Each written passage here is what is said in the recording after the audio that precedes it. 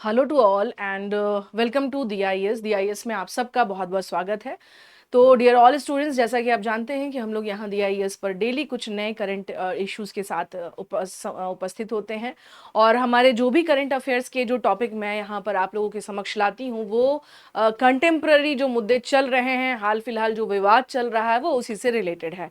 तो आइए देखते हैं आज का जो टॉपिक है वो काफ़ी क्या है यहाँ पर, क्योंकि अभी हाल फिलहाल ही हमारे माननीय रक्षा मंत्री जी ने, राजनाथ सिंह जी ने अभी सरक्रिक का जो है जिक्र किया इस दौरान जब वो भुज एयरबेस पर थे वहां पर विजयदशमी के दौरान, और उन्होंने कहा सरक्रिक विवाद के बारे में वहां पर बात की, जिसमें उन्होंने साफ तौर से कहा कि पाकिस्तान जो है वो क्या कर रहा है, वो जानबूझकर चाहता है कि सरक्रिक के क्षेत्र में क्या करे, घुसपैठ करे। हालांकि ये सोचना उसकी पूरी तरह से क्या है, गलत है और निराधार है। अगर ऐसा कुछ होता है तो भारत उसको करारा जवाब देगा, जिसके कारण सरक्रिक जो है ये चर्चा में आ गया।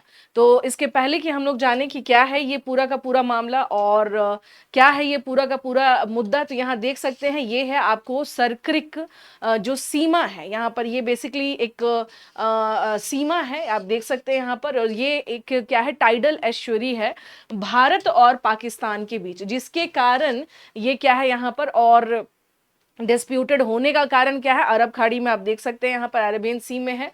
तो आइए बच्चों, इसके बारे में हम लोग, इस न्यूज के बारे में सबसे पहले हम लोग देखेंगे कि सरक्रिक डिस्प्यूट जो है, जो कि अभी काफी ज्यादा क्या है यहाँ पर चर्चा में है, क्योंकि देखिए सारे मुद्दे सुलझाए गए, जिसमें कि Sir Creek dispute as it is रह गया। तो सर्किट डिस्प्यूट क्यों रह गया एज इट इज, और ये क्यों नहीं अभी तक इसका समाधान हो पाया है। तो यहाँ सबसे पहले यहाँ आप देख सकते हैं कि ये एक 96 किलोमीटर क्या है लंबा टाइडल एस्चुरी है, जो कि अरेबियन सी में है। और ये यहाँ पर हम क्या देख रहे हैं कि भारत में कौन सा राज्य यहाँ पर कौन से राज्य में पड़ता है, ये तो गुजरात के कच्छ जिले में, और वहीं पाकिस्तान के सिंध प्रांत में क्या है, ये पड़ता है क्या। तो इन दोनों के मध्य आप देख सकते हैं ये क्या है, आपको सरक्रिक जो है ये सीमा है यहाँ पर। अब आइए यहाँ पर आते हैं हम लोग, इससे जुड़े हुए जो महत्वपूर्ण इंफॉर्मेशन है सबसे पहले हम लोग उस पर बात करेंगे यहाँ पर कि क्या क्या क्यों आखिर ये मुद्दा अभी भी अनसुलझा हुआ है, और सरक्रिक जो है यहाँ पर इसका आखिरकार इतना इंपॉर्टेंस क्यों है अभी भी अगर देखा जाए तो आइए देखते हैं सबसे पहले न्यूज क्या है यहाँ पर, चर्चा में ये क्यों रहा यहाँ पर। आइए, defence minister of India want Pakistan of a decisive response to any misadventure in the Sir Creek sector, citing the growing military buildup the disputed region. Bharat के रक्षा मंत्री जी ने विवादित क्षेत्र में पाकिस्तान की बढ़ती सैन्य तैनाती का हवाला देते हुए उसे सरक्रिक क्षेत्र में किसी भी दुस्साहस करने का निर्णायक जवाब देने की चेतावनी दी है। इन्होंने साफ तौर से कहा कि अगर पाकिस्तान को ये लगता है कि वो सरक्रिक वाले क्षेत्र में क्या करेगा, कि यहाँ पर घुसपैठ कर सकता है या इस क्षेत्र पर कब्जा जमा सकता है, तो ये सरासर गलत है, या उसका ये सोचना ही निराधार है। अगर ऐसा करता भी है तो उसके लिए तुरंत उसे क्या किया जाएगा, जवाब दिया जाएगा, और उसे समय समय पर जवाब मिला भी है। तो यहाँ पर आप एक बार इस मैप के थ्रू भी यहाँ पर देख सकते हैं कि ये कहाँ पर है, सरक्रिक जो है यहाँ पर। हाँ, अब सवाल ये उठता है कि क्या ये अभी हालिया डिस्प्यूट है या इसकी इस डिस्प्यूट की जड़ें बहुत पहले से छुपी हुई हैं। देखिए, जब हम बात करते हैं सरक्रिक के बारे में तो ये ब्रिटिशर्स के टाइम से ही चला आ रहा क्या है, डिस्प्यूट है, यानी कि अंग्रेजों के समय पर ही इसकी कहानी शुरू हुई थी। तो अबाउट सरक्रिक के बाद हम देखेंगे यहाँ पर, आइए देखते हैं। Sir Creek is a 96 kilometre long tidal estuary once called Banganga. इसको बाणगंगा भी कहा जाता है, कहा जाता था, अभी नहीं कहा जाता है। बेसिकली अभी तो सरक्रिक के नाम से ही जाना जाता है, बट पहले अर्लियर ये बाणगंगा के नाम से भी जाना जाता था। Situated in the Indus river delta, और it is a marshy uninhabited stretch where sea water mixes with river waters making the terrain unstable and ecologically fragile। तो जो सरक्रिक आप देख रहे हैं ये सिंधु नदी डेल्टा में स्थित 96 किलोमीटर लंबा ज्वारीय मुहाना है, जिसे कभी बाण गंगा कहा जाता था। यह एक दलदली निर्जन क्षेत्र है जहां समुद्री जल नदी के पानी के साथ मिल जाता है, जिससे यह इलाका अस्थिर और पारिस्थितिकी रूप से नाजुक हो जाता है। तो देखिए यहाँ पर अगर हम लोग बात करें तो यहाँ पर हम लोग क्या देख सकते हैं कि यहाँ पर ये जो टाइडल एस्चुरी जो आप देख रहे हैं, यहाँ पर इसमें माना जाता है कि इस एरिया में, इस रीजन में फ्लेमिंगो वगैरह भी क्या है, जो एक पक्षी होता है फ्लेमिंगो, उसका भी क्या है ये रीजन है यहाँ पर। लेकिन पारिस्थितिकी या पर्यावरण पारिस्थितिकी के रूप में देखा जाए तो एक वल्नरेबल एरिया है जो कि टाइडल एस्चुरी है यहाँ पर। दूसरी बात यहाँ पर ये कहा जाए कि खास तौर से ये जो सरक्रिक वाला जो रीजन हम देख पा रहे हैं, हाँ ये जो रीजन हम देख पा रहे हैं, ये माना जाता है कि ये जो टाइडल एस्चुरी होने के कारण यहाँ पर नेचुरल रिसोर्सेस क्या है, अच्छे खासे हैं। हालांकि डिस्प्यूटेड होने के कारण या विवादित क्षेत्र होने के कारण आज भी यहाँ पर क्या है, यहाँ पर जो है बहुत ज़्यादा शोध नहीं हो पाया है। लेकिन इतना पता है कि यहाँ का जो एरिया है, जो रीजन है, यहाँ अच्छे खासे क्या है, यहाँ उम्मीद है कि यहाँ पर ऑयल एंड गैस और मतलब एक अच्छे खासे जो नेचुरल रिसोर्सेज का ये क्या हो सकता है, अच्छा पॉइंट हो सकता है। लेकिन अनफॉर्चुनेटली डिस्प्यूट होने की वजह से यहाँ पर बहुत ज़्यादा काम नहीं हो पाया है, क्योंकि यहाँ पर ये जो मुद्दा है ये अभी भी अनसुलझा है, जिसके कारण यहाँ पर बात नहीं बन पाई है। अब देखिए, अब आते हैं यहाँ पर, इसमें कुछ और इम्पॉर्टेंट बात हम लोग देखेंगे इसके संदर्भ में। लोकेटेड इन यानी ये कहाँ पर इसका लोकेशन है और ये कहाँ पर स्थित है। Lies on the India Pakistan border separating Kutch region of Gujarat from Sindh province. तो जैसा कि आप देख सकते हैं कि जो कच्छ रीजन है, यहाँ इसे मैप के थ्रू हम लोग थोड़ा देखने की कोशिश करेंगे। ये देख सकते हैं, ये रहा आपको सर क्रिक लाइन, ये दिख रहा है आपको, ठीक है ना, ये सर क्रिक लाइन है और ये पाकिस्तान का सिंध प्रांत है। और यहाँ हम देखेंगे ये क्या है, भारत का, यहाँ पर गुजरात का जो क्षेत्र है वहीं पर क्या है, आपको ये पूरा लाइन है यहाँ पर, ठीक है ना। तो द क्रिक, यहाँ पर हम देख सकते हैं कि ये जो क्रिक है ओपन्स इनटू द अरेबियन सी, दस indirectly influencing maritime boundaries and fishing zones of the both Nations. जैसा कि आप देख सकते हैं यहाँ पर कि ये भारत और पाकिस्तान सीमा पर स्थित है। गुजरात भारत के कच्छ क्षेत्र को सिंध प्रांत से अलग करती है। यह खाड़ी अरब सागर में खुलती है, जिससे दोनों देशों की समुद्री सीमाओं और मछली पकड़ने के क्षेत्रों पर सीधा प्रभाव पड़ता है। कई बार ऐसा भी होता है, चूंकि क्या है ना कि समय समय पर ये ज्वारीय क्षेत्र है, तो समय समय पर क्या है, इसका जो जलमार्ग वो क्या होता रहता है, चेंज भी हो जाता है या प्रभावित होते रहता है, जिससे कई बार क्या होता है कि जो मछुआरे हैं वो भी क्या होते हैं कि गलत दिशा में क्या हो जाते हैं, कई बार पहुंच जाते हैं। ये भी एक समस्या आती है। लेकिन हाँ, मछली पकड़ने का एक बड़ा क्षेत्र जरूर है ये। अगर देखा जाए तो इसमें कहा जाता है, ये भी कहा जाता है कि एशिया के बड़े क्षेत्रों में से एक है ये भी, जहाँ पर यहाँ पर मछली पालन या मछली पकड़ने का एक बड़ा एरिया यहाँ पर हम देख सकते हैं। अब आइए इसके कुछ फीचर्स के बारे में हम लोग देखेंगे यहाँ पर सर क्रिक के। It is a narrow muddy, है ना, एक narrow muddy shifting water channel है, prone to changes in its course due to tidal activity. ये जो है एक संकरी है, कीचड़ भरी और परिवर्तनशील जलधारा है, जो ज्वारीय गतिविधियों के कारण अपने मार्ग पे परिवर्तन के लिए प्रवृत्त रही है।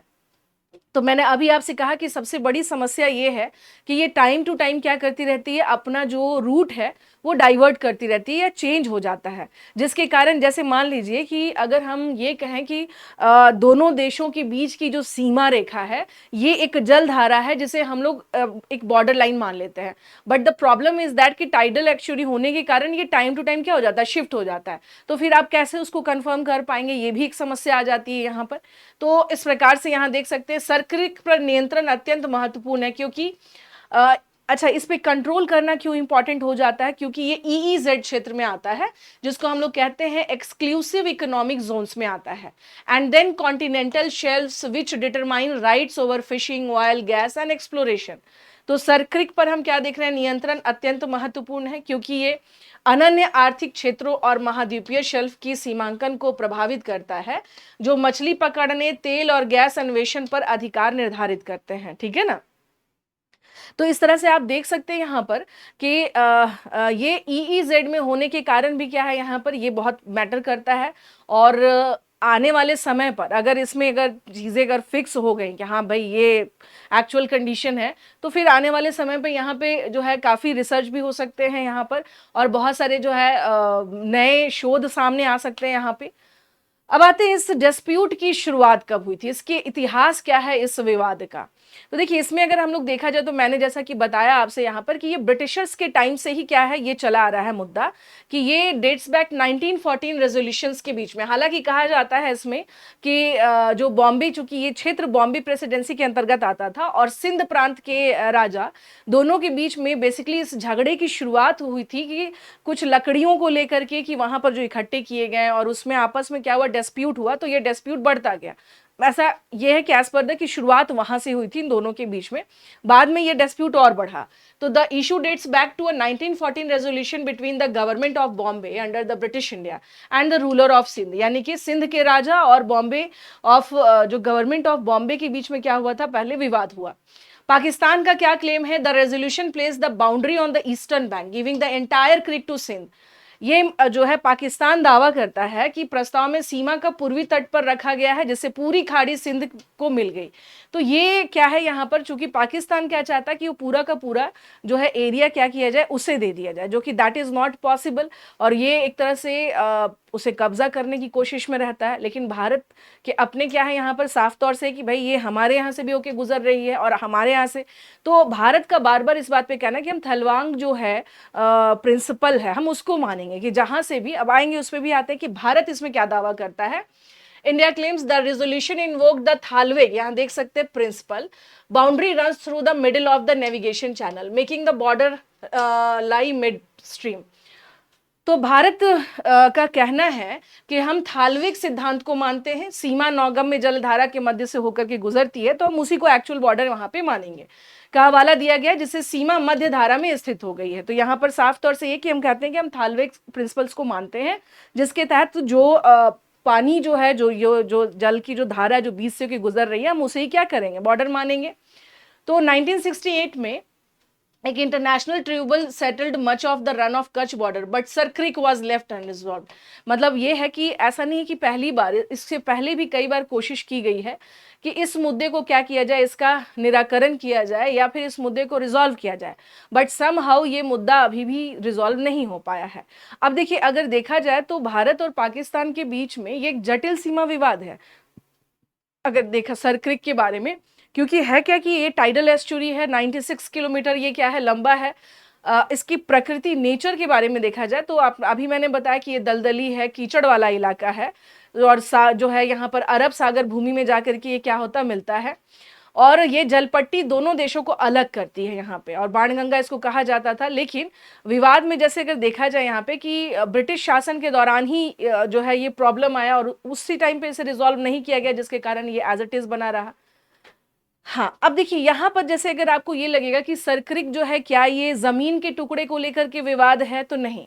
बेसिकली सरक्रिक जो है ये मैरीटाइम बाउंड्री को लेकर के क्या है, उसका निर्धारण करना और इस क्षेत्र में संभावित तेल गैस भंडार पर भी नियंत्रण से जुड़ा हुआ है।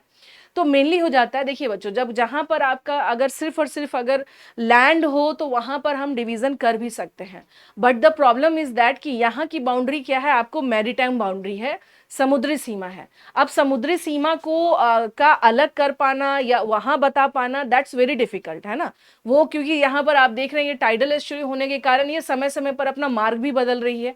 तो ऐसे में ये बता पाना कि नहीं ये बिल्कुल सही है और यही हमारा क्या है यहाँ पर, तो ये मुश्किल हो जाता है यहाँ पे, है ना। तो जैसा कि मैंने आपसे बताया यहाँ पर कि दोनों देशों के क्या अपने अपने दावे हैं, ठीक है। और जैसा कि आप देख सकते हैं कि भारत के संदर्भ में अगर कहा जाए तो भारत 1925 में एक मानचित्र, जो कि थालवेग सिद्धांत अभी हमने बताया यहाँ पे, कि यदि कोई जलमार्ग नौगम में हो तो सीमा उसके मध्य चैनल के साथ तय किया जाता है। भारत का मानना है कि उच्च ज्वार के दौरान क्रिक नौगम में है, इसलिए सीमा मध्य चैनल से होनी चाहिए। पाकिस्तान का तर्क है कि 1914 के बॉम्बे सरकार के प्रस्ताव का यह हवाला देता है। इसका कहना है कि थालवेग सिद्धांत केवल नदियों पर लागू होता है और क्रिक नौगम में नहीं, इसलिए लागू नहीं किया जा सकता। जबकि आपको पता है कि अभी मैंने बताया कि सरक्रिक वाले क्षेत्र में हम क्या देख रहे हैं, बड़ी संख्या में क्या होता है यहाँ पर मछली जो है पकड़ी जाती है। तो वो बेसिकली इस क्षेत्र को क्या चाहता है कि अपने साथ मिला ले, जिसके कारण वो इस तरह के क्लेम करता है। अब सवाल ये उठता है कि ये मुद्दा फिर आखिरकार क्यों अनसुलझा रह गया। क्योंकि देखिए, आज़ादी के बाद 1947 के बाद सिंध जो है वो पाकिस्तान का जो है क्षेत्र हो गया, और चूंकि और गुजरात भारत का हिस्सा है। 1965 में जब भारत पाक युद्ध हो रहा था तो कच्छ के रण के विवाद को निपटाने के लिए एक अंतर्राष्ट्रीय ट्रिब्यूनल बनाया गया था 1965 में। लेकिन ट्रिब्यूनल ने 1968 में जो कच्छ के रण का जो सीमा यानी कि जो बॉर्डर डिस्प्यूट्स था उसको तो सुलझा लिया, क्योंकि इसमें जो है यहाँ पर वो मैटर तो क्या हो गया, सॉर्ट आउट हो गया, बट सरक्रिक वाला मामला एज इट इज रह गया, वो नहीं सुलझ पाया। तो अभी जैसा कि मैंने आपसे बताया यहाँ पर कि यहाँ समस्या ये है कि ये जो है आपको आर्थिक महत्व का क्षेत्र है, और एक इसमें यहाँ पर उम्मीद की जा रही है कि भाई यहाँ नेचुरल रिसोर्सेज होंगे ठीक ठाक। तो समस्या यहाँ पर ये भी है, और अभी तक नहीं सुलझ पाने का कारण भी हम क्या देख पा रहे हैं यहाँ पर। लेकिन हाँ, कोशिश अब देखा जाए कि आगे आने वाले समय में, भविष्य में यहाँ पर क्या होता है, क्या क्या कंडीशंस यहाँ पे क्रिएट होती है, ठीक है ना। हाँ, अब देखिए इसको अगर मैं अगर टाइमलाइन के थ्रू अगर बताऊं आपसे कि जो सरक्रिक जो है आपको जो है century old argument that still echoes, है ना। खास तौर से यहाँ पर क्या है, यहाँ पे कि क्या क्या यहाँ पर है कि लाइक 1908 में जो है यहाँ पर डिस्प्यूट स्टार्ट हुआ। ओके। और उसके अलावा हम लोग क्या देख सकते हैं कि इनके यहाँ विवाद चल रहा है, लेकिन विवाद का समाधान नहीं हो पा रहा है। और टाइम टू टाइम ऐसे में हम लोग क्या देख रहे हैं यहाँ पर, खासतौर से पाकिस्तान की जिस तरह से घुसपैठिए वाली जो उसकी हरकत है या उसकी जो नीति है, उसको लेकर के भी क्या रहता है यहाँ पर। तो 1908 में देखिए, जो मैंने बताया कि जो डिस्प्यूट शुरू हुआ between the Rao of Kutch and the government of Sindh over creek areas, then in 1914 proper जो है बंबई सरकार यानी बंबई प्रेसिडेंसी जो है उसने एक रेजोल्यूशन जो है यहाँ पर क्या किया, प्लेसेस ऑन ईस्टर्न एंड यहाँ पर हम लोग क्या देख रहे थे, क्रिक, बट डिड नॉट जो है यहाँ पे सेटल सर क्रिक। फिर अनदर जो है यहाँ पर मामला फिर क्या हुआ कि यहाँ पे फिर चलना शुरू हुआ कि चलिए इसमें फिर हम लोग और देखा जाए क्या हो सकता है। 1965 में मैंने बताया यहाँ पर कि कोशिश की गई, फिर ट्रिब्यूनल में मामला रन ऑफ कच्छ का गया, बट अगेन यहाँ पर जो है सर क्रिक का मामला एज इट इज क्या हो गया, रह गया यहाँ पर। देन अलग अलग टाइम पर क्या हुआ है, यहाँ पे कोशिश की गई, ऐसा नहीं कह सकते कि दोनों देशों के बीच कोशिश नहीं की गई।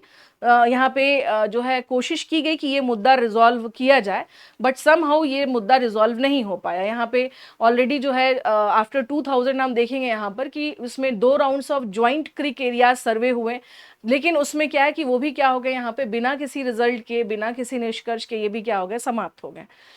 तो अब आने वाले समय में सरक्रिक मुद्दे का समाधान किस प्रकार होगा और यहाँ पर इसके लिए क्या कुछ हो सकता है, ये देखना महत्वपूर्ण होगा इस संदर्भ में, क्योंकि यहाँ पर क्या है कि खासतौर से जो चूंकि एक फिशिंग एरियाज भी है और फिशिंग एरिया होने के नाते कई बार जो मछुआरे हैं उनको इससे संबंधित प्रॉब्लम हो जाती है, क्योंकि है क्या, जब चीज़ें क्लियर नहीं होती है तो सही समस्याएं जो हैं, जैसे अगर सीमा अगर नहीं समझ में आए तो ये क्या होता है, अक्सर आप देखिएगा कि जो मछुआरे हैं वो अक्सर क्या होते हैं, गलत जगह प्रवेश कर जाते हैं या फिर जो है दूसरे देश की सीमा में प्रवेश कर जाते हैं। तो ऐसे में क्या हो जाता है, ये उनके लिए बड़ा ही क्या हो जाता है, मामला समस्या वाला हो जाता है। तो इन दोनों के संदर्भ में देखा जाए, चूंकि एक टाइडल एस्चुरी है, एक जलमार्ग बीच से होकर के गुजर रही है, वो भी अपना रूट चेंज कर लेती है, तो ये भी एक बड़ा प्रॉब्लम है कि अगर ये एज इट इज अगर रहे तो कोई अलग बात है। तो ये सारे मुद्दे जो हैं सरक्रिक को क्या कर देते हैं यहाँ पर, अब आने वाले समय में बहुत इसका महत्व इसलिए बन जाता है। और चूंकि ये भारत पाकिस्तान के बीच का क्या है, विवादित एरिया है, तो और भी ज़्यादा क्या हो जाता है यहाँ पर कि ये कैसे हैंडल होगा। और साफ तौर से हमारे माननीय रक्षा मंत्री जी ने भी कहा कि जो सरक्रिक का जो रास्ता है वो सीधे कहाँ जाता है, कराची तक जाता है। तो अगर पाकिस्तान ने कुछ किया तो फिर हम सीधे कहाँ पहुँचेंगे और हम इनको पूरी तरह से करारा जवाब देंगे। तो ये पूरा का पूरा मुद्दा जो है और पूरा का पूरा मामला जो है सरक्रिक का, तो ये था जो कि अभी चर्चा में आया। और आशा करती हूँ कि आप सभी को आज का सेशन अच्छा लगा होगा, बेहतर लगा होगा। तो प्रिय विद्यार्थियों, अगर सेशन अच्छा लगे तो प्लीज़ क्लास को do like, share and subscribe. धन्यवाद। Thank you so much to all of you.